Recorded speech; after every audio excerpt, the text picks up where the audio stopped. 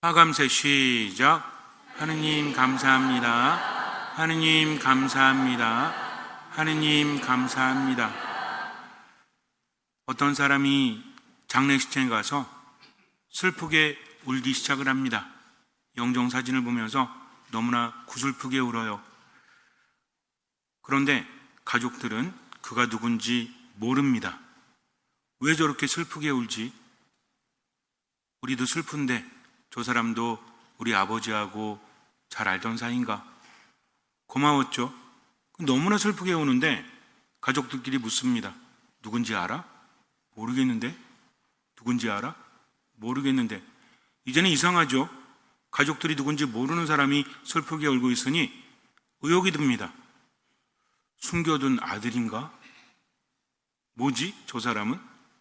이상한 생각이 들어요. 그렇게 한참 울던 사람이 갑자기 가족을 보더니 말합니다. 근데 누가 돌아가신 거죠? 도대체 뭔 얘기야? 말도 안 되는 얘기죠? 꾸며낸 얘기입니다.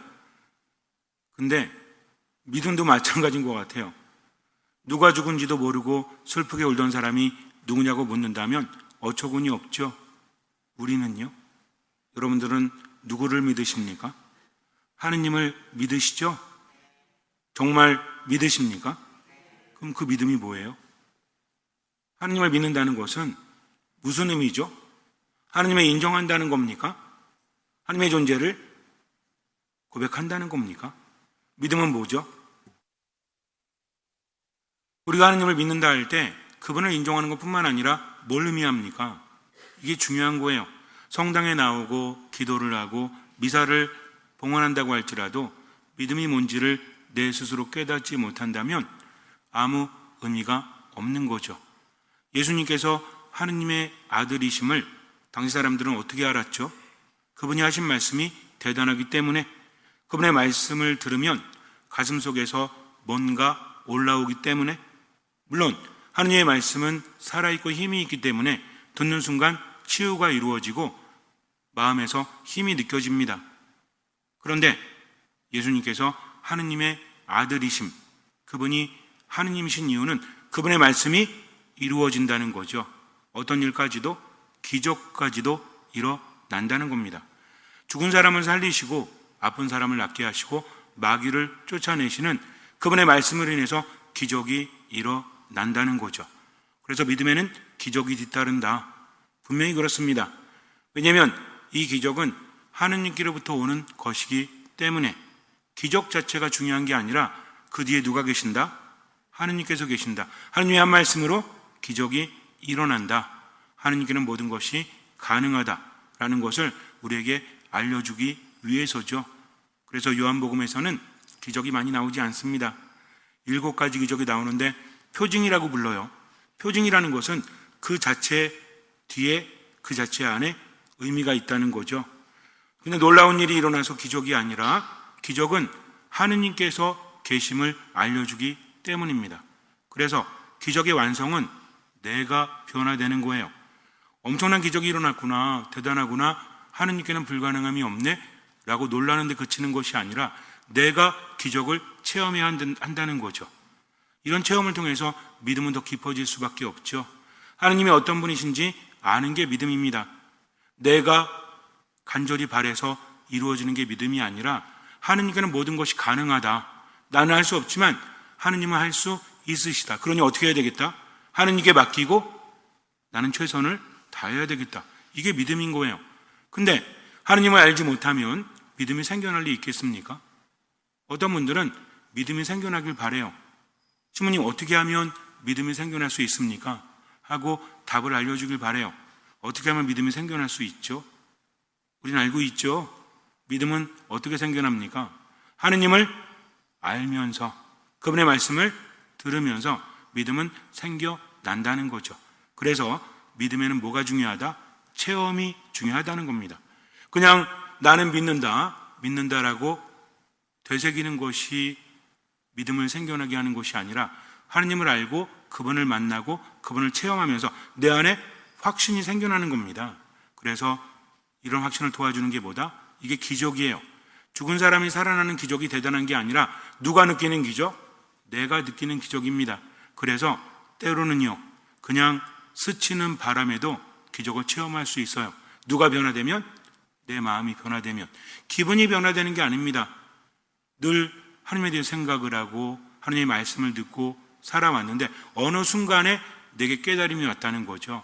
이런 스치는 바람도 죽은 사람이 살아나는 것보다 더 큰 기적일 수 있습니다. 그래서 기적은 객관적인 것을 넘어서서 주관적일 수 있다는 것을 잊지 말아야 돼요. 누가 변화되어야 된다? 내가 변화되어야 한다는 거죠. 그리고 이런 믿음은 열매를 맺습니다. 믿음이라는 것은 추상적인 것이 아닙니다. 삶에서 체험하게 되고 그것이 열매를 맺는다. 이 열매는 무엇입니까? 이 열매는 평화예요. 이 열매는 사랑입니다. 이 열매는 기쁨이고 감사라는 거죠.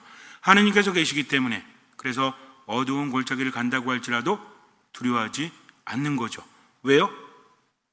어두운 골짜기지만 누가 함께 하시니까? 하느님께서 함께 하시니까. 하느님 믿기 때문에 내 삶이 편안한 게 아니라 때로는 어려움이 있고 힘겨움이 있지만 누가 계시기 때문에? 하느님이 계시기 때문에 그분을 바라보고 믿을 수 있는 것이 바로 믿음이라는 거죠. 근데 하느님께서는 뭘 요구하십니까? 그냥 하느님 바라보고 믿는 것으로 끝나는 게 아니라 요구를 하시죠. 뭘 요구하십니까? 더 믿기를 요구하십니다. 때로는 어떤 요구예요? 내가 할 수 없을 것 같은, 그러나 나를 바라보기 때문에 할 수 없는 겁니다. 이걸 아셔야 돼요. 하느님 믿고 살다 보면 때론 도전이 있습니다. 이때 누구를 봐야 된다? 나 자신을 바라보면 안 돼요. 나는 능력이 없습니다. 나는 정말 힘겹습니다. 그러나 하느님 당신이 계시기 때문에 당신을 믿고 저는 살겠습니다. 언제를? 지금을. 내일 일은 알 수 없는 거예요. 그저 오늘만 삽니다. 누굴 바라보면서? 하느님을 바라보면서. 지금 너무나 힘들고 너무나 우울하고 너무나 슬프지만 믿음이라는 것은 고개를 들어서 하느님을 바라보는 거다. 그래서 믿는 사람에게 희망이 있다는 겁니다. 어떤 희망? 인간적인 희망이 아니라 하느님이라는 희망이 있다는 거죠. 이거를 보여주기 위해서 누가 오셨어요? 예수님께서 오셨죠.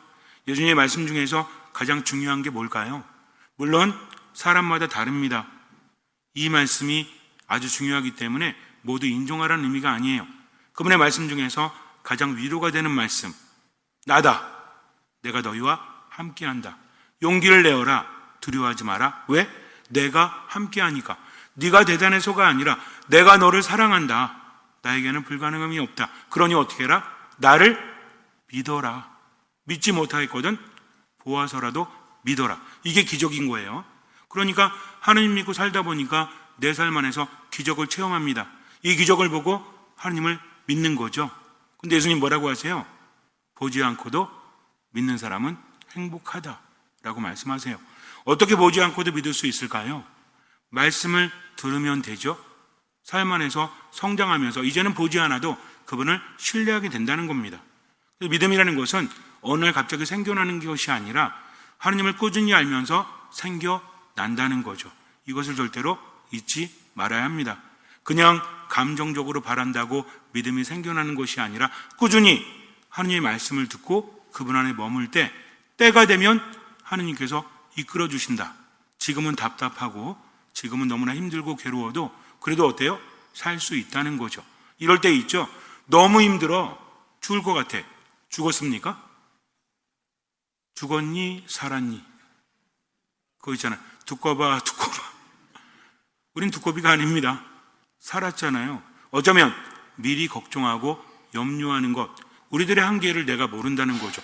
너무 힘드니까 주님 힘들어 죽겠습니다. 주님 뭐라고 하세요? 안 죽었잖아. 걱정하지 마. 네가 염려하고 걱정할 걸 가지고 그냥 살아. 내 말을 듣고 살아라. 앞이 보이지 않아도 얼마만큼? 보이는 만큼만. 내 말을 듣고 따라가면 돼. 네가 볼 때는 막다른 길이라고 할지라도 아니야. 내가 함께하는 거야. 길을 만들어 줄게. 걱정하지 마라. 네가 왜 보이지 않는 것까지도 걱정하느냐. 나를 믿는다면 보이는 만큼만 보고 따라오면 돼. 그래서 신앙은 보이는 만큼 뭘 보면서 가는 거예요? 어두운 밤길을 걷는데 등불이란 게 있습니다. 등불은 모두를 비추진 않죠. 내 주변을 비춰요. 근데 앞에 주님이 가십니다. 어디만 보이면 되는 거예요? 그분의 등만 보이면 돼요. 내 앞만 보이면 돼요. 그리고 따라가지 않습니까? 이게 신앙이라는 거죠.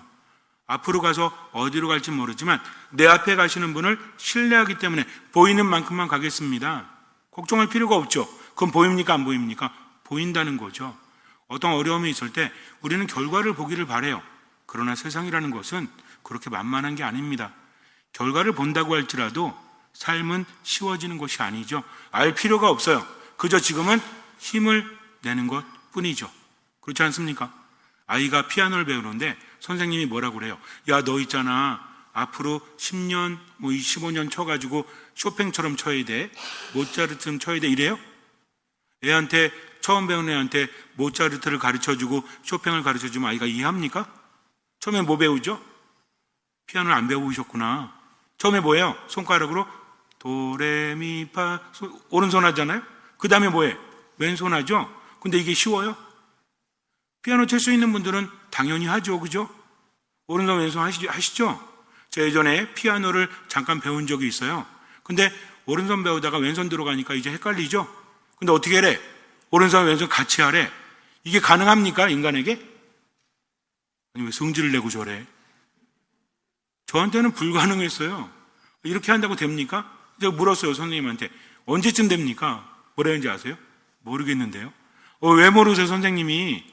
제가 언제쯤 오른손 왼손을 자유롭게 할 수 있을까요? 알 수 있을까요? 알 수 없죠. 근데 알 수 있죠. 뭐를? 언젠가는 된다는 겁니다. 언제? 100년 후에? 아니 무슨 바보 멍충이도 아니고. 중요한 건 뭡니까? 앞으로 언제쯤 될까가 아니라 지금에 충실한 거죠. 왼손가락 하나하나 하고 오른손가락 하나하나 하면서 나는 언제쯤 될 수 있을까? 고민하는 것은 의미가 없어요. 지금 해야 될 건 뭡니까? 그저 악보대로 오른손, 왼손 얼마만큼? 할 수 있는 만큼. 얼마만큼? 보이는 만큼. 그러면서 쭉쭉쭉쭉 늘려가고 익숙해지니까 그때서야 자연스럽게 되는 것이 아닙니까? 때가 다 따로 있다는 거죠. 신앙도 마찬가지입니다. 하느님 만나지도 못했어요. 믿음이 뭔지도 몰라요. 근데 어떻게 믿음이 자라날 수 있겠습니까? 우리는 분명히 생각해야 돼요. 믿음이라는 것은 어느 순간에 감정적으로 생기는 것이 아니라 하느님을 만나야 된다. 어디에서? 계룡산에서? 지리산에서? 한라산에서? 미사 안에서? 말씀 안에서? 기도 안에서? 자꾸만 말씀을 듣고 말씀대로 살다 보니까 뭐가 뒤따른다? 체험이 뒤따른다는 거죠. 이게 기적입니다. 그럴 때 믿음이라는 것은 내 안에서 힘을 발휘하는 거지, 여태까지 믿어보지도 못했는데 왜 나는 믿음이 없지? 고민하는 것은 의미가 없다는 거예요. 1859년에 어떤 사람이 신문에 광고를 냅니다. 내가 나야가라 폭포를 건너겠소. 안전장치 없이 맨손으로 건너겠소. 라고 말합니다. 찰스 블론딘이라는 프랑스 사람이었거든요. 근데 이 사람은 고개사였습니다. 평상시에도 되게 유명했어요. 고개사가 뭔지 아시죠? 요즘에는 그런 분들 많이 못 보지만 그래도 서커스 같은 거 가끔 추석이나 설 되면 보여줬는데 옛날에는, 지금은 어땠는지 모르겠지만 대단한 사람들이죠. 기회를 하거나 고개를 하거나.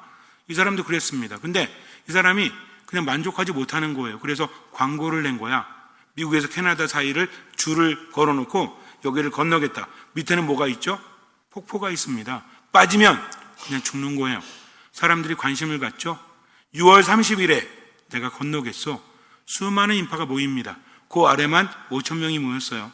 주변에도 많은 사람들이 모였죠. 워낙 유명했습니다. 사람들에게 말합니다. 자, 여러분, 내가 안전장치 없이 맨손으로 여기를 건널 수 있다고 생각하십니까? 줄과 지상의 거리는 49m 정도 됐어요. 그리고 왔다 갔다 하는 거리는 800m 정도 됩니다. 사람들은 위를 쳐다보면서 말하죠. 50m에서 말하니까 어때요? 할 수 있습니다. 당신이라면 할 수 있습니다. 이 사람이 안전장치 없이 맨손으로 왔다 가는 거예요. 사람들 환호하겠죠? 말합니다. 그러면 내가 자전거를 타고 여기를 건너갔다 올 수 있다고 생각하십니까? 사람들은 환호하죠. 할 수 있습니다. 또 보여준 거예요. 그리고 말합니다. 내가 수레를 끌고 왔다 갔다 할 수 있다고 생각하십니까? 할 수 있습니다. 말하는 거죠. 했습니다. 그리고 말해요. 내가 눈을 감고 여기를 왔다 갔다 할 수 있다고 생각하십니까? 또 환호하겠죠? 합니다. 너무 편안하게 한 거예요. 이제 말합니다. 그렇다면 이제 마지막으로 내가 사람을 업고도 여기로 왔다 갔다 할 수 있다고 생각하십니까? 할 수 있습니다 말했어요. 왜? 당연히 할 수 있겠지. 그랬더니 사람들을 바라보면서 이렇게 말합니다. 그러면 누가 내 뒤에 업히시겠습니까? 그랬더니 다 눈을 피하는 거야. 할 수 있다고 생각을 했죠. 근데 뭐 하긴 싫은 거야? 내가 업히긴 싫은 거지. 왜? 만에 하나가 있으니까. 자, 당신 할 수 있습니다. 믿음입니까? 아닙니까? 당신 할 수 있을 겁니다. 믿음이 아니에요. 믿음이죠. 어떻게 본다면. 근데 업고도 왔다 갔다 할 수 있다고 생각하십니까? 할 수 있습니다. 믿음이었죠. 근데 누가 내 뒤에 업히실래요? 그랬더니 아무도 대답을 안 해. 믿음입니까? 뭔가 이상한 거죠. 아무도 없습니까? 사람들은 시선을 피합니다. 왜? 눈 마주쳤다가 올라오라고 할까봐. 아무도 대답을 못 하는데 한 사람이 제가 하겠습니다 라고 하는 거예요. 다 쳐다봤죠? 미친 건가? 이 사람이 올라갑니다. 등 뒤에 업힙니다. 그리고 800m를 왔다 갔다 해요. 환호하죠? 난리가 났습니다. 당시에 신문에 대서특필이 됐어요. 그럼 이 사람은 누구였을까요? 이 사람은 오랜 친구이자 매니저였다고 합니다. 자, 이 사람은 왜 그랬을까요? 신뢰하기 때문이죠. 계속 지켜봤잖아요. 그러니까 알고 있는 겁니다. 우리 그렇잖아요. 누가 나한테 뭐 밥 사줄게 그러면 믿어요, 안 믿어요? 믿을 수도 있고 안 믿을 수도 있죠. 근데 가족이 나한테 밥 사준다고 하면 믿어요, 안 믿어요? 그래도 안 믿어요. 내가 여태까지 살아왔더니 이 인간은 믿을 존재가 못돼 라고 생각하세요? 가족이기 때문에 믿지 않습니까? 여러분들 가족이 말할 때마다 거짓말이야? 진짜야 그러세요? 거짓말 탐지기 갖고 와가지고 다시 말해봐 이래요? 안 그러죠. 가족이기 때문에 신뢰하지 않습니까? 혹시 가족 중에 누가 내 돈을 노리고 내 등을 쳐먹으려고 저러나? 자식들이 추석에 오고 설날에 왔을 때 어머니 아버지 이거 좀 드세요. 몸에 좋은 홍삼 가지고 왔습니다. 그랬더니 너 나한테 뭘 요구하냐? 라고 말합니까? 아니죠. 그냥 고맙다라고 하죠. 아니신가 봐. 표정들이 다 이상해. 왜 믿는 거죠? 가족이 믿는 거죠. 요즘에 그러잖아요. 어디 가서 넙죽넙죽 먹지 말라고 하죠. 뭐 주는 거 막 먹었다가 사탕 좀 먹으면 안 된대요. 왜? 이거 마약일 수 있대요. 그 다음에 요구르트도 주면 먹으면 돼요, 안 돼요? 예전에 한참 그런 적이 있었죠. 요구르트 잘못 받아 먹었다가 어떻게 된다? 특히 어떤 할머니가 오셔가지고 아유 젊은 사람이 그냥 수고하네 이 요구르트 좀 먹어봐요. 그럼 먹으면 돼요, 안 돼요? 안 되죠. 왜 안 된대요? 거기에 뭐 수면제 이런 거 들어있어가지고 기절했다가 장기 다 팔릴 수 있대잖아. 이런 얘기 못 들어보셨어요? 그러니까 아무나 주는 거 먹지 말아라고 얘기하죠. 근데 어느 날 가족이 와가지고 요구르트 하나 먹어봐 그랬더니 설마 내 장기를 빼가려고? 라고 하는 사람 없습니다. 왜 그럴까요? 가족이기 때문이죠. 제가 말씀드리고 싶은 건 이겁니다. 이 사람이 블론딘을 신뢰할 수 있었던 이유는 무엇입니까? 함께 했던 친구이기 때문이죠. 예전부터 보아왔기 때문입니다. 이게 믿음이에요. 사람들은 믿습니다. 맨손으로 왔다 갔다 하는 거 믿었어요. 자전거 타고 왔다 갔다 하는 거 믿었어요. 할 수 있다고 말했습니다. 거짓 아닙니다. 사람을 얻고도 왔다 갔다 할 수 있다라고 믿었죠. 근데 누가 하긴 싫은 거야? 내가 하긴 싫은 거죠. 어쩌면 우리의 믿음도 이 정도 아닙니까? 하느님께는 모든 것이 가능하다. 하느님은 나를 사랑하신다. 그렇기 때문에 맡겨야 된다고 생각하지만 결정적인 순간에 믿지 못하는 거죠. 그러니 어떻게 합니까? 슬퍼하고 판단하고 우울해하고 절망하죠. 그러나 그런 와중에서도 하느님은 나를 내버려두지 않으신다. 슬퍼지는 거 어쩔 수 없다고 했죠. 우울한 거 어쩔 수 없습니다. 그러나 그 순간에 어떻게 하는 거예요? 하느님을 믿는 거죠. 주님 믿습니다. 그런데 믿음이 없는 저를 도와주십시오. 당신 믿어야 된다는 거 알아요. 근데 저 나약합니다. 제 우울함이 제 절망이 너무나 힘듭니다. 그러나 믿겠습니다 하면서 얼마만큼? 할 수 있는 만큼, 얼마만큼? 보이는 만큼 주님을 따라가는 거죠. 실망하지 마세요. 지금 힘들어도 하나님은 나를 내버려두지 않으십니다. 우리 하나님 믿죠. 그분께 가능하다는 것을. 근데 진짜 믿음이라는 것은 나도 함께 하는 겁니다. 이게 믿음이에요. 하느님 믿는다고 하면서 이 순간 최선을 다하지 못한다면 그건 믿음이 아니라는 거죠. 그래서 믿음에는 뭐가 뒤따라야 된다? 실천이 뒤따라야 한다는 겁니다. 그럼 믿음의 실천이 뭐예요? 믿음이 뭔지를 알아야 실천할 수 있는 거죠. 믿음은 무엇이다? 하느님을 신뢰하는 거다. 하느님을 믿는 거다. 그분께 맡기는 거다. 그리고 얼마만큼? 할 수 있는 만큼, 보이는 만큼. 물론 여러분들이 신앙생활 하면서 믿음에 대한 정의를 내릴 수 있습니다. 그걸 제가 하지 말라는 게 아니에요. 제가 알려드리고 싶은 건 뭐냐면 하느님은 나를 사랑하신다. 내가 나를 포기해도 하느님은 나를 포기하지 않으시니까 불가능함이 없으니 그분께 맡기고 지금은 어떻게 살아라? 할 수 있는 만큼, 보이는 만큼 최선을 다해서 하느님 신뢰하면서 어떻게 살아라? 기쁘게 살라는 거죠. 어떻게 살아라? 기도하며 살라는 거죠. 어떻게 살아라? 감사하며 살라는 거죠. 근데 중요한 게 있죠. 하느님 만나야 되잖아요. 어디에서? 거룩한 미사 안에서. 그러니까 때로는 분심이 들고 때로는 마음이 힘들어도 미사 참여하십시오. 그러면서 한 가지만 기억하세요. 이 거룩한 미사를 통해서 하느님께서 나에게 주신다. 그러니 믿어야 되겠다. 그리고 기도하십시오. 그리고 감사하십시오. 지금은 살면 돼요. 나머지는 하느님께 맡기는 거죠. 그래서 믿음의 길이라는 것은 얼마만큼만 보여요? 할 수 있는 만큼만 보여요. 얼마만큼만 보여요?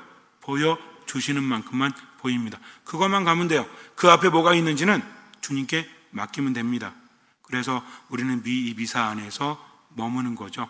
말씀 안에서 머무는 거죠. 그래서 믿음의 실천이란 무엇이다? 하나님은 신뢰하고 맡기고 나는 가만히 있는 게 아니라 할 수 있는 만큼, 보이는 만큼. 상황 다 다르죠? 여러분은 어떠십니까? 경제적으로 힘드십니까? 그래도 하느님 믿고 지금 어떻게 살면 돼요? 힘내서 살면 돼요. 산다는 게 마지못해서 끌려가는 삶이 아닌 거죠. 그러면은 믿음이 없는 사람은 어떤 특징이 있을까요? 죽겠다, 힘들어 죽겠다 하면서 뭐 하지 않는 거예요? 감사하지 않는 거죠. 뭐 하지 않는 겁니까? 기뻐하지 않는 거죠. 왜 그런지 아십니까? 우리 왜 기뻐해야 되죠? 왜 감사해야 되죠? 왜 기도해야 되죠? 하느님께서 바라시기 때문입니다. 요거 아셔야 돼요. 내가 기뻐하는 이유는, 감사하는 이유는, 그리고 기도하는 이유는 우리 주 예수 그리스도 안에서 살아가는 우리에게 누가 바라시기 때문에? 하느님께서 바라시기 때문에. 그러니까 뭡니까? 사람의 일이 아닌 무엇을 생각하는 거예요?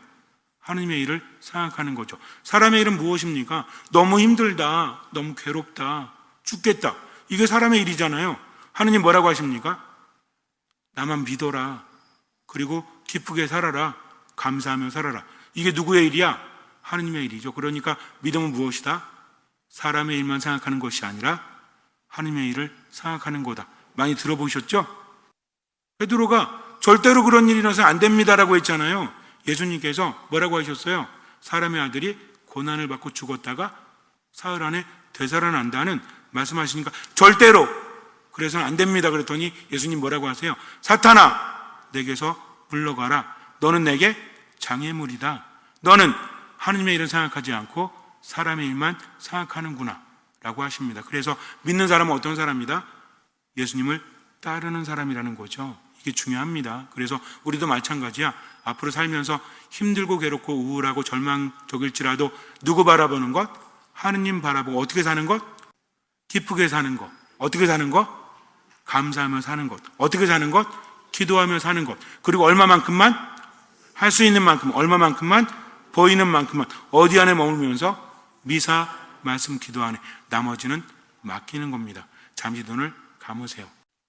그때 예수님께서 제자들과 함께 카이사리아 필리피 근처 마을을 향하여 길을 떠나셨다. 그리고 길에서 제자들에게 사람들이 나를 누구라고 하느냐 하고 물으셨다. 제자들이 대답하였다. 세례자 요한이라고 합니다. 그러나 어떤 이들은 엘리야라 하고 또 어떤 이들은 예언자 가운데 한 분이라고 합니다. 예수님께서 다시 그러면 너희는 나를 누구라고 하느냐 하고 물으시자 베드로가 스승님은 그리스도이십니다 하고 대답하였다. 그러자 예수님께서는 제자들에게 당신에 관하여 아무에게도 말하지 말라고 엄중히 이르셨다.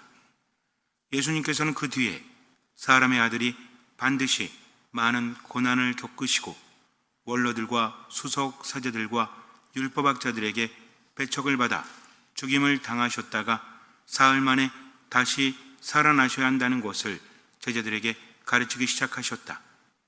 예수님께서는 이 말씀을 명백히 하셨다. 그러자 베드로가 예수님을 꼭 붙들고 반박하기 시작하였다.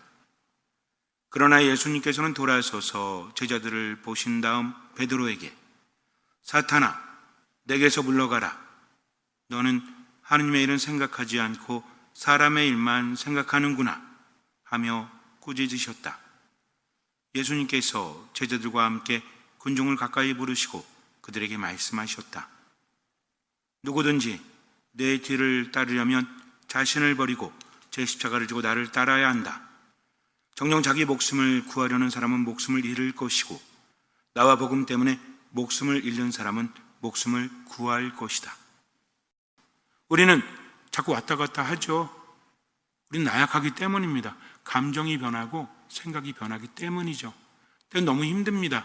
때로는 너무나 우울합니다.